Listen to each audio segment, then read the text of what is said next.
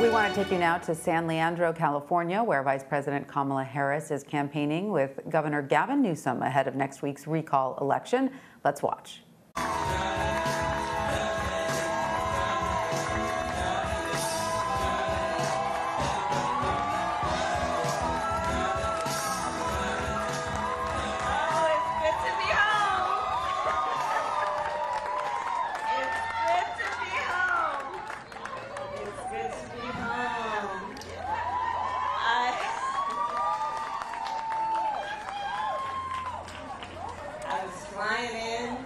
Landed in Oakland, flying over the Bay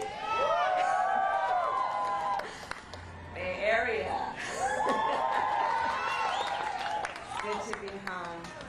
So I landed about just a short time ago, and I'm here for one purpose. I came home for one purpose. I always want to come home, but it was really important to me to come home today, to stand and speak in support of my dear friend, my long-standing friend, a great California leader, a great American leader, Governor Gavin Newsom.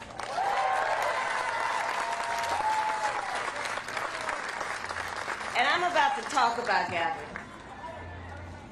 in front of his face. But you know, Gavin, you were I was watching the backstage and you mentioned Texas. I just want one thing about Texas. So when I was leaving this morning, I was watching the morning news this early, I left DC, and they had this clip of the governor of Texas. And the words that he spoke were the words that were to arrogantly dismiss concerns about rape survivors and to speak those words that were empty words, that were false words, that were fueled with not only arrogance but bravado. That is not who we want in our leaders. We want in our leaders someone like Gavin Newsom, who always speaks the truth on behalf of all the people in a way that is about uplifting, that isn't about helping to understand the plight of working people, to understand the dignity of all people. And that's who Gavin is. And guys, I've known him a long time. One of the things I know about Gavin Newsom, he never hears no, it's not possible, it can't be done. Gavin doesn't hear that. And I've witnessed that. You know, I was elected DA when he was elected mayor of San Francisco. And I heard him talk about this, right? The marriages. That Valentine's weekend in 2004. Gavin didn't hear, it can't be done. He had the courage, as he has had his entire career, to believe in and know what is possible. An ability to see what can be, unburdened by what has been.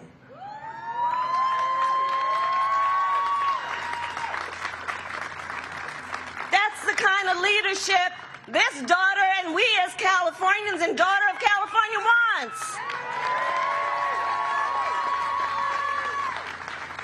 We want our leaders in California to have a vision of what is possible, to see the opportunity of a moment to inspire and uplift all people. That's what the people of California have always wanted, and that's why the Republicans' recall will fail.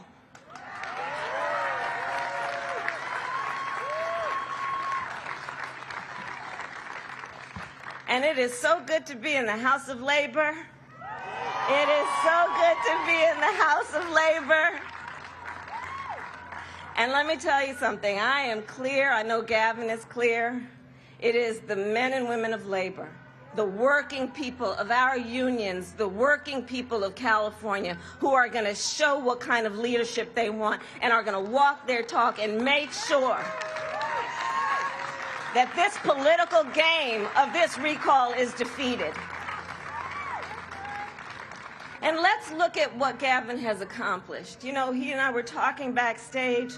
He came in office after Jerry, and he came in with so much in terms of what he was giving to our state. And then things out of our control, any of our control, started to happen. But Gavin rose to the moment. Let's be clear, on the issue of COVID, in this state, with the largest population of any state in the country, I've been traveling around the world, larger than many countries. And Gavin stepped up to the moment. Over 22 million Californians have been vaccinated because of the programs that he led and put in place. Because he was not afraid. He didn't say this problem is too big for me. He didn't say my state is too big for me. No. And he led with courage. And I want us to remember those early days. Let's remember the course of it. We were all scared. We didn't know what was happening. But we needed leaders to have courage to take a stand and make decisions. If a decision is coming to a governor in a state of tens of thousands of employees, it's because nobody else could make the decision except the governor.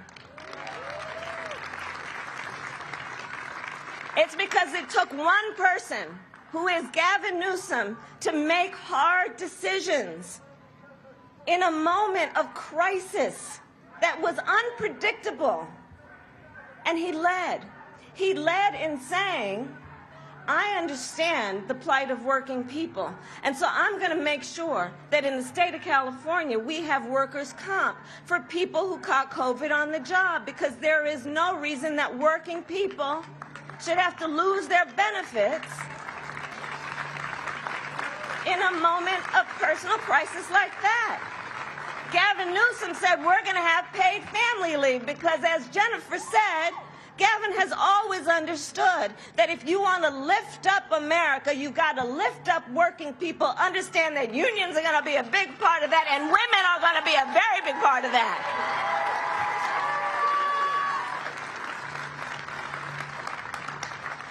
This is the kind of leader we have had in Gavin Newsom. And you have to understand that this recall campaign is about California, and it's about a whole lot more. They're thinking that if they can get this done in California, they can go around the country and do this. You got to understand what's happening right now. What's happening in Texas, what's happening in Georgia, what's happening around our country with these policies that are about attacking women's rights, reproductive rights, voting rights, workers' rights. They think if they can win in California, they can do this anywhere. Well, we will show them you're not going to get this done. Not here, never.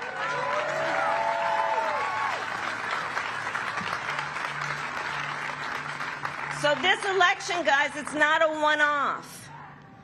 We need everyone to vote no. I voted no. Doug, my husband, the second gentleman, voted no on his ballot. We mailed him in.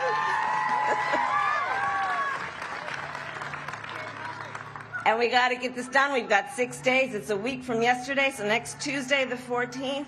But let's understand, we're not only going to be doing the work of putting Gavin Newsom in exactly where we want him to be, which is as governor of California, to lead as he's been leading, but we are also in this election making a statement about who we are as a nation. Because understand, if having a governor who is for workers' rights and labor unions weren't a problem for them, they wouldn't be trying to recall him. They wouldn't be trying to recall him but for the fact that he has always stood for reproductive rights. They wouldn't be trying to recall him except they know he stands for our dreamers and our farm workers. They wouldn't be trying to recall him except that he says that access to health care is right and not a privilege of just those who can afford it.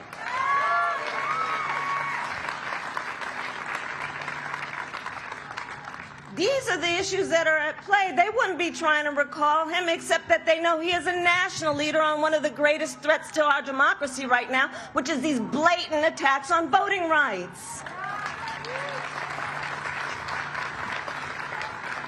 This is what's going on right now. This is what's going on right now. This is why they are putting so many resources and time into trying to take out Gavin Newsom. It is because of his vision.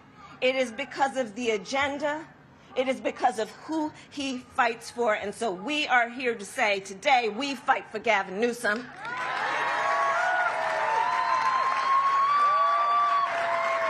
We fight for our country. We fight for the values we hold dear. We fight for working people.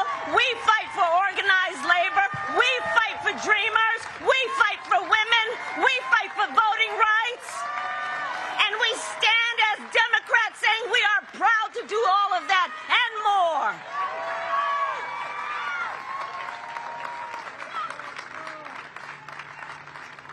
So that's what we stand for in California. Let us send a message to the world that these are the things we stand for, these are the things we fight for, and we will not give up because we know that so much is at stake, so many are counting on us, and there is so much good that we can do. Thank you.